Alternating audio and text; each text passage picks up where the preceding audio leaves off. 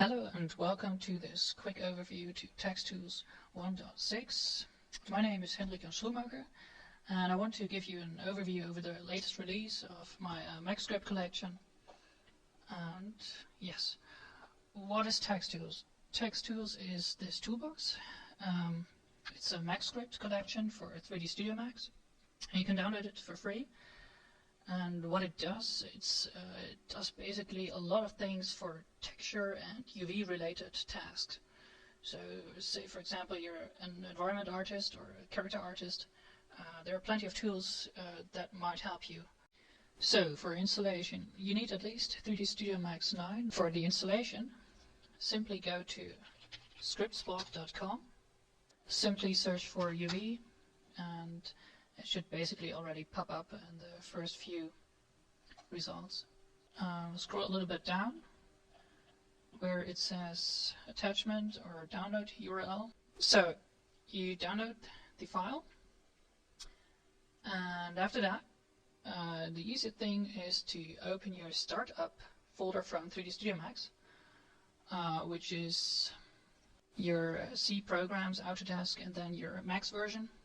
/scripts/startup, and then you simply put that file into that folder like this. Well, and after that you simply restart 3D Studio Max and this window should pop up. So after you restarted 3D Studio Max, you should now see this toolbox, which is basically a floater with a lot of flashy icons. The first thing you might notice is that I've separated buttons or functions into groups by colors. You have the general section, the visual or display related section, then the rendering stuff, then the layout related functions, edge related functions, shell or UV shells scripts, and the pink part here is for textile density, and the last one is a special one which I will explain later. Oh yeah, and of course you have a little help button which basically refers to my website, and a setup button which where you can set up some things that you want to save. For example, the position can be stored. So if I move this panel to the right, and I also change some resolution stuff, and I want to keep that as default, I simply go on Save All. Okay, so let's get started with the basic group. I'm gonna create a teapot, convert it to poly, and assign a texture. And I'm gonna explain what the first button does. So the first button I'm gonna show is the get, and what the get button does is it fetches the texture size, and you can see that this number changed, and this input field basically represents the texture size. The text field assigned to it is the padding size. It basically describes the space between shells in most functions. The next button is this drop-down menu, and it represents basically the channel you want to work on.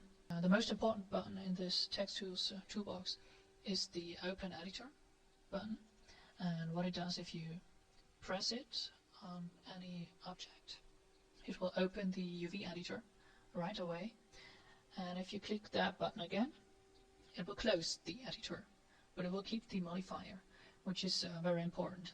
It lets you simply swap the editor like it basically should. That's basically the main group. Okay, next up are the display related buttons. The first button assigns a checker map. The next click will change it to another checker map. Third click to yet another one, and if you click another time, we'll go back to your default material. Next is the shader button, and what it does is it switches to the flat view, which is otherwise only available in this hidden context menu. And if you click on it again, it will swap back. Notice also that the background color changes. You can set up that color here in the options menu. Next is the Edit in Photoshop button. If I go to Photoshop, I have no textures or whatsoever opened. But if I select this object and I hit Edit in Photoshop, and I go back to Photoshop, you'll see that it opened the texture of my object, and of course I can edit this texture, paint some brush strokes on it, save, yeah, okay.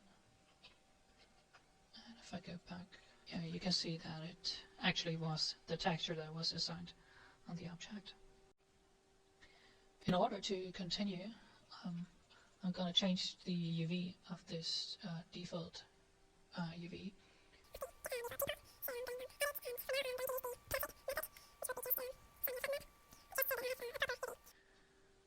Okay, I'm going to close it, and the next button I'm going to explain is the render wire or render UV layout to clipboard. As you can see, I have an icon designed that shows a clipboard and a rendering progress bar and some kind of wireframe. And if you press this button, it doesn't matter if you have an unwrap modifier on your object or not. If you press that button and you switch to Photoshop and create a new document, I can paste the UV map into Photoshop right away. This of course also works with MS Paint or any other bitmap editing program you use. The same goes for the other buttons.